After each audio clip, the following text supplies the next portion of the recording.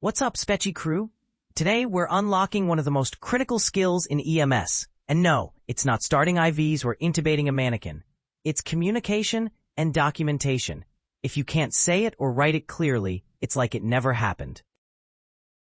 Therapeutic communication isn't just talking. It's intentional listening, empathy, and respect to help patients feel safe, understood, and cared for. In EMS, we show up on the worst day of someone's life.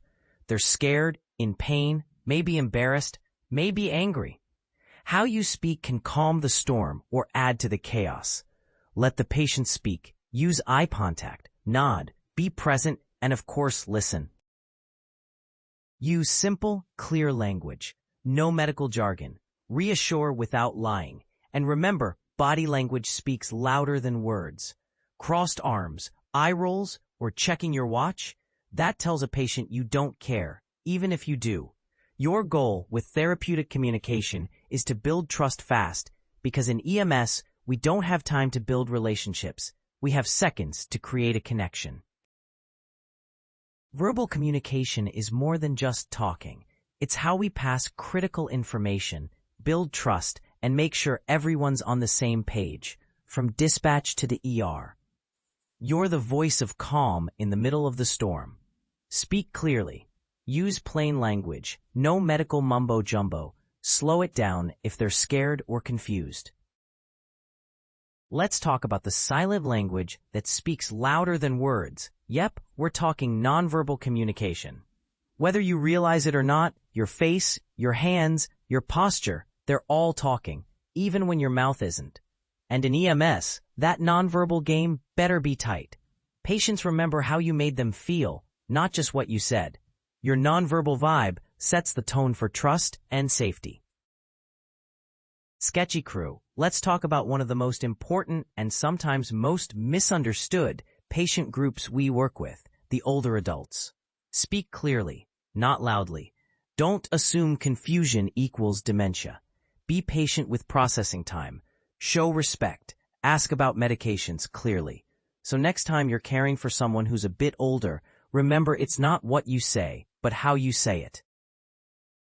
Children aren't just little adults. They're a whole different level of communication challenge and opportunity. Get on their level, literally. Use simple, friendly language. Tell them what you're doing, like a story. Be honest, but not scary. Involve the parents when it helps. Communicating with kids is half medical skill, half Disney magic, but with a little patience goes a long way. Whether you're talking to a confused grandma, a panicked parent, or a tough trauma dude with 3 teeth and 1 bad attitude, these rules are your communication toolkit. Your scene isn't a podcast. Patients hear everything, so keep it professional, even when you're joking with your partner. These golden rules, they're more than just tips. They're your scene control and your patient rapport. Patient Care Report, PCR, also known as Pre-Hospital Care Report, legal document, records all care from dispatch to hospital arrival. There are 2 types of PCRs, written and electronic. The PCR serves 6 functions: continuity of care, compliance and legal documentation, administrative information, reimbursement, education, data collection for continuous quality improvement and research.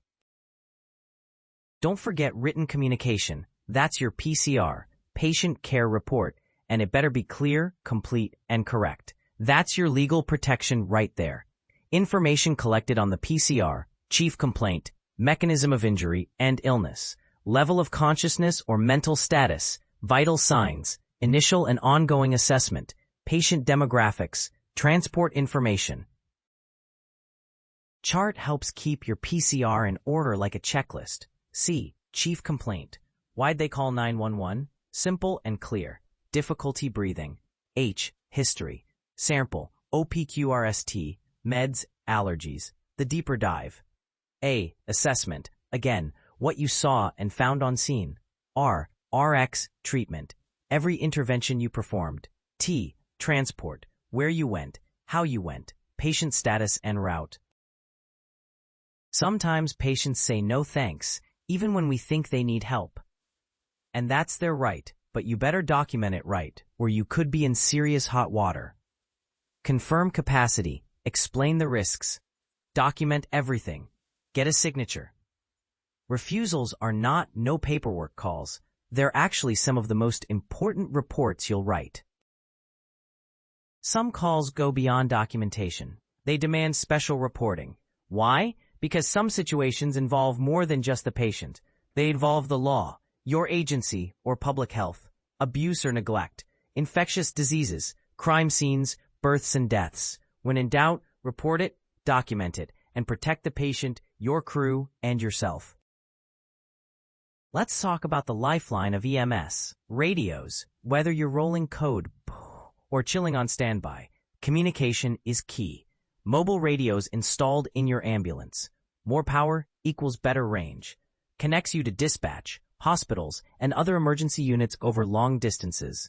Portable radios, small, battery-powered, and clipped to your belt. Perfect when you're away from the rig. You just got dispatched.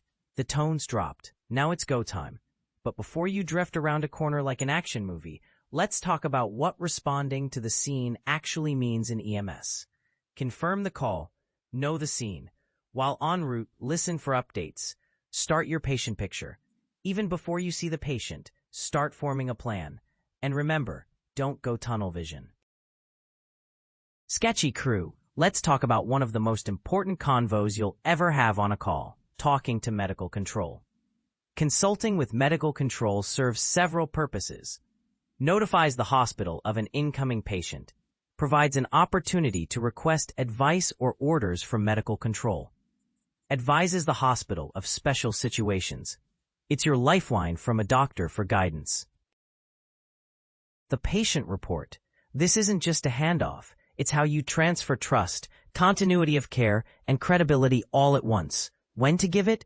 En route to the hospital. Radio report.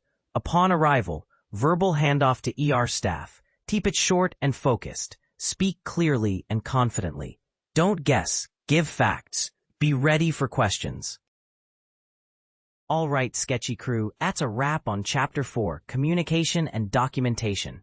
From radios to reports, from talking with patients to calling up medical control, remember this: how you communicate can save lives, and how you document can protect yours. Whether it's a 5-second radio call or a full-blown patient care narrative, do it clearly, do it completely, and do it like a pro.